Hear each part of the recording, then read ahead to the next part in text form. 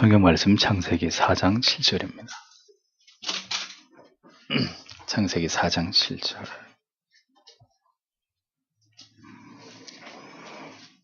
함께 읽겠습니다. 내가 선을 행하면 어찌 낯을 들지 못하겠느냐. 선을 행치 아니하면 죄가 문에 엎드리느니라. 죄의 소원은 내게 있으나 너는 죄를 다스릴지니라. 아멘. 자유의지를 변론하여 제기되는 흔한 반론들을 반박함. 자, 성경의 여러 구절들을 근거로 인간의 의지, 구원의 문제에 있어서 인간의 의지의 어떤 그 능력을 주장하는 자들에 대해서 칼빈이 어떻게 반박했는지를 살펴보고 있습니다. 오늘은 16항에서 19항까지인데, 자, 16항. 창세기 4장 7절을 근거로 한 그랬던 반론입니다. 인간의 전적인 타락을 부정하는 자들은 이 창세기 4장 7절의 말씀을 근거로 해서 죄를 정복하고 이길 힘이 인간에게 있다, 이렇게 주장을 합니다. 인간이 마음을 먹기만 하면 죄의 권세와 우리의 지성을 공격하지 못할 것이라는 약속의 말씀으로 이 구절을 해석하려고 합니다.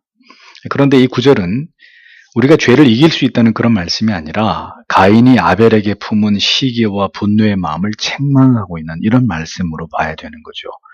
하나님께서 가인에게 하시는 이 같은 말씀의 의도는 우리가 할 수 있는 일을 규정하는 것이 아니라 우리가 할 수 없는 능력 밖의 일이라 할지라도 우리가 반드시 해야 할 일을 규정하는 말씀으로 보아야 된다는 거죠. 예.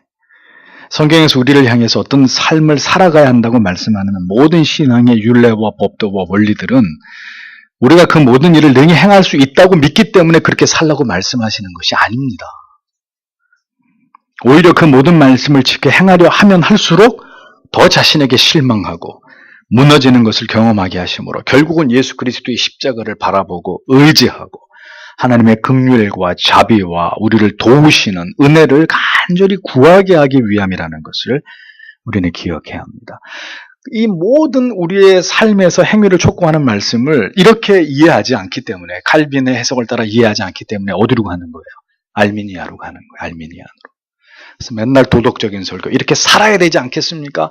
이렇게 사십시오. 이쪽으로 가는 거예요. 그러니까 어떻게 돼요? 좌절하고 맨날 절망하고 거기서 못 헤어나는 것이죠. 할 수 없는 것을 왜 말씀하셨는가? 그러면 할 수 없으니까 포기하면 될 게 아니냐? 거듭 말씀드리지만 할 수 없다고 해서 포기해도 좋다는 의미가 아니라 이것이 하나님께서 원하시는 뜻이고 신자가 걸어가야 될 삶의 내용이고 당위이기 때문에 우리에게는 능력이 없으나 그것을 바라보고 그렇게 살아갈 수 있도록 언제나 하나님의 도우심과 하나님의 은혜를 구할 것을 요구하는 말씀으로 이해해야 한다는 것입니다. 오른뺨을 치면 왼뺨을 내어주라. 오리를 가자 그러면 십리를 가라. 거짓을 달라 그러면 속옷까지 줘라. 다시 말씀드리지만 이것은 지향적 과제입니다. 그러니까 지금 당장 그렇게 해라. 그렇게 하지 않으면 너는 신자가 아니다. 그런 의미가 아니라 그렇게 되어가기 위해서 얼마나 인간이 자기 이기적 본성에 충실한 자기애로 똘똘 뭉쳐져 있는 그런 존재에 지나지 않는데, 이런 말씀을 하는 것은 그 아무리 하나님의 은혜 없이 자기가 아무리 오른뺨을 맞았는데 왼뺨 여기도 때려, 아무리 해도 그게 안 되죠. 그런 마음이 안 일어난단 말이에요. 그러니까 어떻게 하라는 거예요? 그런 하나님이 원하시는 이웃사랑의 내용이 그것이라면 하나님 그렇게 할 수 있는 마음을, 내 마음을 바꿔주시고 그렇게 할 수 있는 은혜를 나에게 부어주시옵소서. 하나님의 의를 드러내고 복음의 영광을 드러내고 신자의 삶을 통해 하나님의 나타내시려고 하는 그것을 하나님 나타낼 수 있도록 나를 사로잡아 주시옵소서. 이것이 필요하다는 것. 그러한 기도와 은혜 베푸심을 통해서 그렇게 되어져 가도록 부단히 노력하는 것입니다. 그것을 가능하게 하는 것은 그러한 기도를 하게 하심으로 하나님의 은혜가 우리에게 임하고 우리의 마음이 그렇게 물처럼 녹아져서 그렇게 하는 것을 기분 나쁘고 자존심 상한 것이 아니라 이것이 예수를 닮는 것이다. 주의 삶을 쫓아가는 것이고 그분이 당하신 고난에 조금이라도 동참하는 것이다. 이런 마음이 들면 그렇게 하는 것에 대해서 우리가 무한히 영광스럽게 생각하는 거죠. 그런 마음이 없으면 내가 이러고도 살아야 되나? 이렇게 되는 거지만 내가 이거를 그냥 참아야 되나? 이걸 확 들이받아? 이런 별의별 생각이 다 들지만 하나님이 우리에게 주시는 마음이 있을 때 내가 그렇게 할 수 있다는 것에 대해서 무한히 감사하고 그렇게 할 수 있는 사람으로 하나님이 나를 세워주신 것에 대해서 무한히 기뻐하면서 할 수 있는 것이라는 거죠. 어떻게 원수를 사랑합니까? 어떻게 불의한 상관에게, 위에 있는 권세에게 복종할 수 있습니까? 그러니까 세상의 진리는 하지 말라는 거예요. 하지 마라. 들이받으라는 거예요. 어?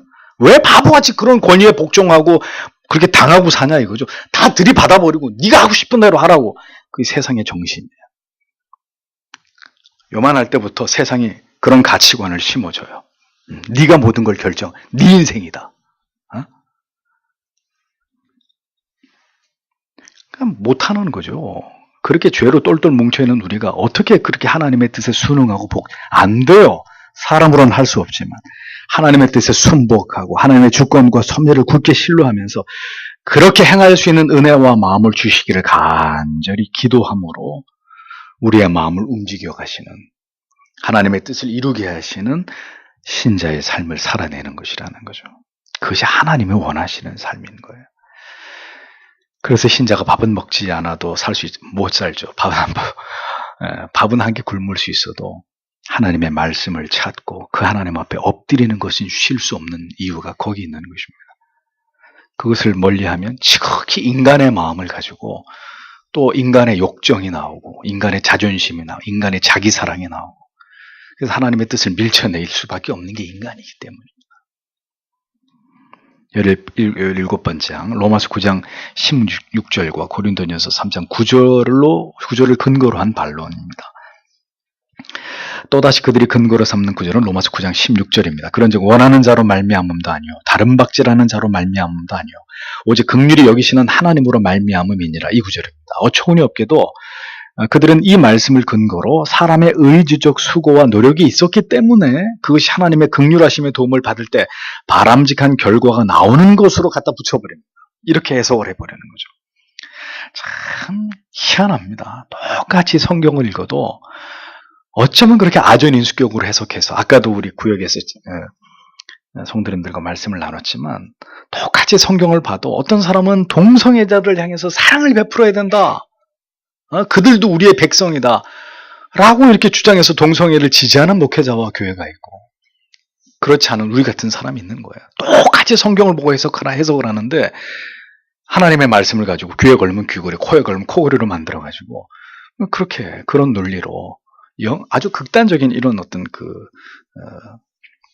분리가 이루어지는 걸 보지 않습니까? 그러나 바울의 의도는 주께서는 긍휼히 여기실 가치가 있다고 여기는 택자들에게 구원이 예비되어 있는 것이고 주께서 택하시지 않으신 모든 자들에게는 멸망과 죽음이 예비되어 있음을 분명히 드러내고 있는데 칼빈은 여기서 로마서 9장 15절에서 모세의 증언을 예를 들죠. 모세에게 이르시되 내가 긍휼히 여길 자를 긍휼히 여기고 불쌍히 여길 자를 불쌍히 여기리라 하였으니 이 구절을 정확하게 제시하면서 그들의 주장과 논리의 쐐기를 받고 있습니다.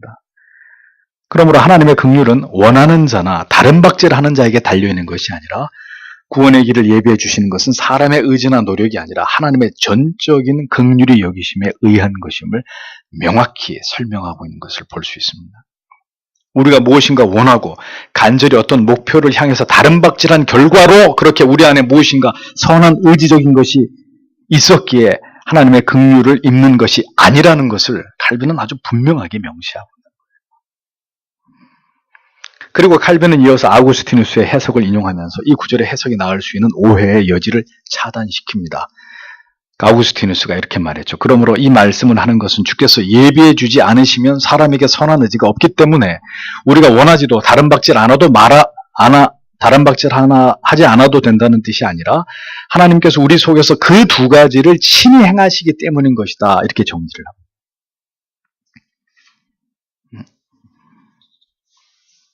하나님이 우리 마음 가운데 그렇게 행할 수 있는 의지를 불어넣으시고 그렇게 하나님이 우리를 이끌어 가심으로 그렇게 되는 것이지 하나님의 의지는 없는데 우리 안에서 그런 것들을 만들어내서 우리가 그렇게 했기 때문에 하나님의 은혜를 받는 그런 자원이 아니라는 거예요. 그러니까 무한히 자꾸 우리 안에 뭔가를 이렇게 할 수 있다는 이런 집요한 인간 자신을 의지하고 믿고 인간 안에 뭔가 선한 것이 잔류할 것이라고 믿는 이 인본주의적인 이 발상들은 성경이 기록된 그때부터 지금까지 계속되어 오고 있는 것입니다.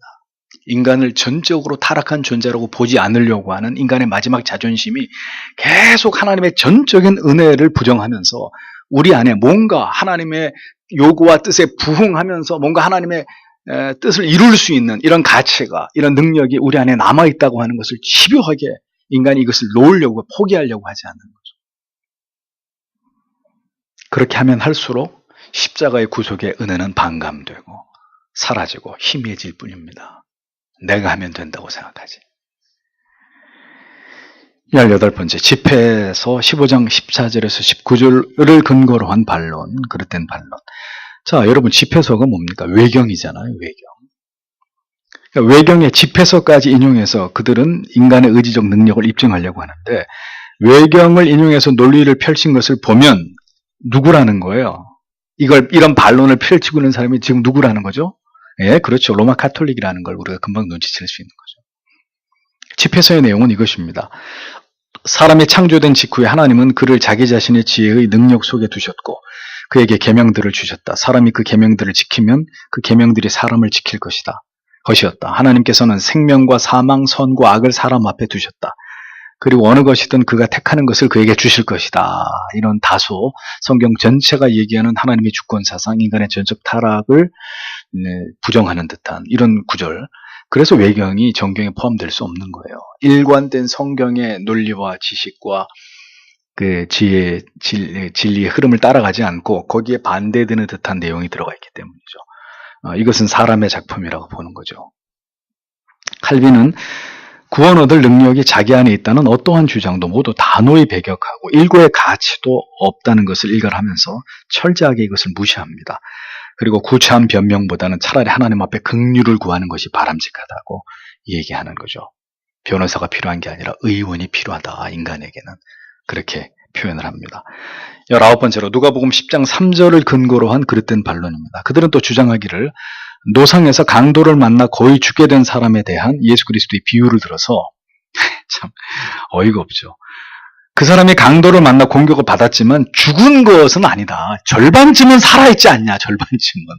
그래서 이걸 들이대면서 인간이 아무리 죄를 지어서 타락했다고 하지만 반은 살아있는 거다, 반은. 이렇게 보는 거예요. 선의 흔적이 어느 정도는 남아있다고 이 부분을 이렇게 해석하는 거죠. 아무리 타락했다 하더라도 인간의 이성과 의지가 아주 소멸된 게 아니라 어느 정도는 남아있다. 여기서 뭔가가 나올 수 있다고 보는 거예요. 자, 이러한 그릇된 그들의 성경 해석은 성경 본문에 대한 전형적인 무슨 해석이다? 예, 알레고리적인 해석이다. 거반 죽게 됐다는 표현을 가지고, 자, 인간의 의지적 능력이 절반은 살아있다. 이쪽으로 기가 막히게 이렇게 꿰가지고 이렇게 이걸 해석한 거. 전형적인 성경 본문은 전혀 그런 뜻이 아닌데 너무 이 말씀을 가지고 풍요적으로 저리 가버리는 거, 멀리 가버리는 거죠. 절반쯤 살아있는 상태를 가지고 인간의 의지, 이성, 이 기능이 어느 정도 남아있다. 이렇게 보려고 하는, 이렇게 해석하려고 하는 알레고리적인 해석이라는 거죠. 그러나 하나님의 말씀은 우리의 생명이 타락으로 말미암아 완전히 죽음에 이르렀다고 분명히 선언하고 있지 않습니까? 바울은 에베소서 2장 5절에서 허물로 죽은 우리를 이라고 분명히 사망 선고를 내립니다. 같은 책 5장 14절에 인간은 절반쯤은 살아있는 존재가 아니라 잠자는 자들, 죽은 자들로 분명히 선언하면서 그리스도의 빛을 받으라고 분명하게 촉구하고 있는 것을 볼 수 있습니다. 요한복음 5장 25절에서도 분명히 죄인의 실존은 죽은 자들이라는 걸 명시했습니다. 아우구스티누스의 견해를 다시 인용하면서 사람이 타락한 이후 구원의 근거를 이루는 바 값없이 주어진 선한 것들이 그에게서 없어졌고 본성적인 기능들은 부패되고 더러워졌다. 이렇게 아우구스티누스가 말한 것을 칼빈은 단호한 입장을 취하면서 다시 재천명하고 있습니다. 사람의 지성은 하나님의 의로부터 완전히 분리되었기 때문에 오로지 불경하고 추하고 불순하고 부끄러운 것들만을 생각하고 바라고 행합니다. 그래서 칼빈이 다른 기독교의 다른 챕터에서 인간은 죄를 끊임없이 죄를 만들어내는 공장이다. 이렇게 얘기했잖아요.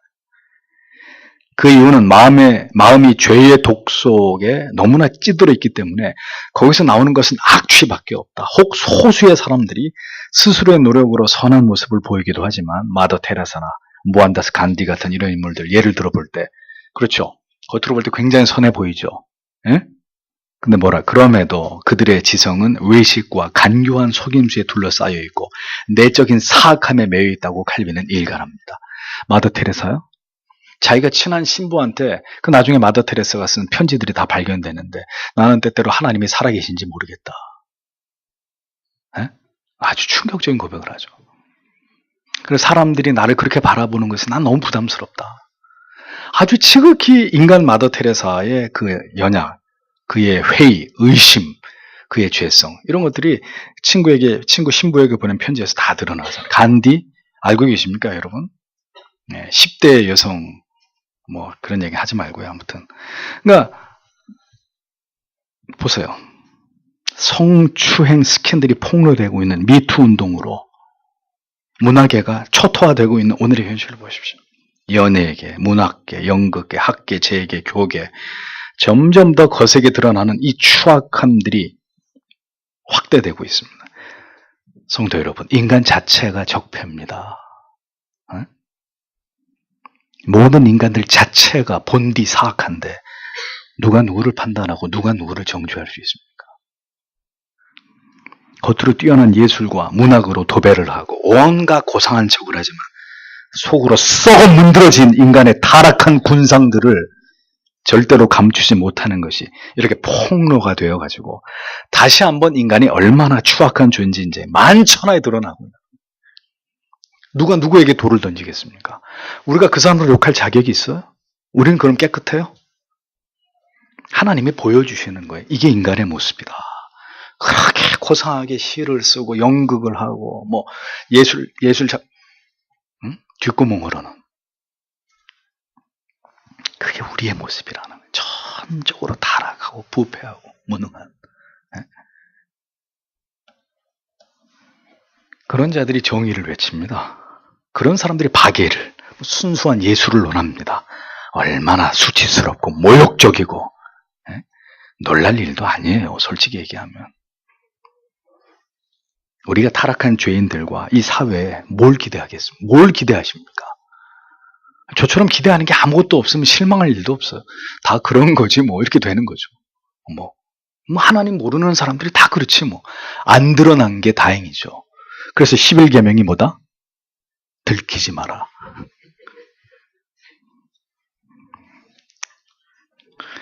그래서 저는 개인적으로 뭐 정의, 인간에 대한 숭고한 사랑, 뭐 온갖 인간 안에 있는 가치들에 대해서 미사료를 만들어내는 사람들을 저는 개인적으로 혐오합니다. 그들은 그렇게 인간의 가치를 계속해서 높이면서 반대로 하나님의 존재하심에 대해서는 깡그리 멸시하고 경멸하는 자들이기 때문에 어떻게 해서라도 인간을 높이려고 인간이 아름다운 존재이고 고결한 존재이고 끊임없이 인간은 진보와 진화를 거듭하면서 오늘까지 이렇게 인류의 문명과 문화를 이룩하고 있는 인간이 대단히 뛰어난 존재라. 자꾸 인간의 가치를 높입니다. 반성경적인 사상입니다. 반기독적인 이념입니다. 오늘도 이와 같은 인간의 의지의 전적인 타락, 절대적 무능을 사유하시면서 바로 내 자신이 그런 지경에 있다는 것을 자각하지 못하고 그래서 철저히 하나님 앞에 자기를 낮추고 겸비함으로 주의 자비와 긍휼을 구하지 않는다면 성도 여러분 그냥 대면대면하게 살아가는 그런 교인들로 우리 인생은 끝나는 거예요. 그냥 적당히 나를 높이고 으쓱하고 사람들이 알아주면 기분 좋아하고 몰라주면 서운하고 기분 나쁘고 그렇게 하나님을 신앙하는 교인들에 대해서 목사는 매우 심각한 우려를 금할 수가 없습니다. 뭘 어떻게 하자는 겁니까? 그냥 그렇게 습관을 쫓아서 교회를 열심히 나오기만 하면 뭐가 어떻게 됩니까? 물론 우리에게는 우리 자신을, 우리의 영적인 실체를 개선할 여지가 우리에게는 없습니다. 우리는 무능합니다. 그러면 그렇게 그냥 아무것도 하지 않고 모든 것을 자포자기한 채로 그렇게 살아가야 되는 것일까요? 자신의 이와 같은 절대적 무능과 의지의 박약의 모습에 애통하면서도 오늘도 하나님의 긍휼과 자비를 겸손히 구하는 자리에서 무릎을 꿇지 않는 것은 자기를 기만하는 것입니다. 부디 예수여 나를 불쌍히 여기시고 주의 긍휼과 자비와 은혜를, 그것이 아니면 절대로 이 지경에서 나는 벗어날 수 없는 그런 존재이니 하나님 저를 모두 이끌어 주셔서 이 칠흑 같은 죄악의 무죄와 무능의 암흑 속에서 하나님 나를 건져 주시옵소서라고 날마다 주님 앞에 두 손을 벌리고 기도해야 되지 않겠습니까? 그렇게 전적 무능의 상태에 있고 그 전적 무능의 상태에서 빚어지는 엄청난 갈등과 고난을 겪고 있으면서도 그것을 예수 앞에서 해결하지 않고 피하는 거예요. 비껴서는 거예요. 도망치는 거예요. 그럼 어디 가면 해결이 돼요? 그 인간 본체에서 나오는 그 썩고 부패하고 더러운 것들을 어디 가면 그 문제를 해결해요? 뭘 피할 수 있어요? 어떻게 아닌 척할 수 있어요? 그 자리에서 무릎을 꿇는 거예요. 주님, 저에게는 주님이 필요합니다. 나에게는, 우리 부부에게는, 우리 가정에는, 이 땅에 세워진 그리스도의 보혈 위에 세워진 이 주님의 교회에는 오늘도 주의 한량없는 은혜가 필요할 따름입니다. 우리를 불쌍히 여겨달라고. 아무것도 하지 않는 것은 자기 자신을 포기한 것이 아니라 그렇게 살아가도 아무 일도 일어나지 않는다고 믿는 자기를 신뢰하고 있는 것입니다. 그리고 하나님을 비웃고 있는 것입니다. 부디 성도 여러분, 이러한 교리를, 이런 정교한 진리의 말씀을 통해서 우리가 인간의 의지의 주제를 논할 때 부디 성령께서 우리에게 깨달음을 주셔서 하나님의 말씀이 우리에게 원하는 바를 향해서 나아가도록 우리 각 사람의 영혼과 마음을 만져주시기를 기도해야 합니다. 분명한 것은 여러분들이 진리 안에 있고 이 하나님의 말씀 안에 있다면 분명히 하나님의 찾아오심을 여러분들의 마음과 의지를 사로잡으셔서 결국은 진리 앞에 복종시키시는 하나님의 은혜 역사를 경험하시게 된다는 거예요. 아무것도 할 수 없으니 부디 하나님 저를 불쌍히 여기시고 내 안에서 새 일을 행하여 주옵소서.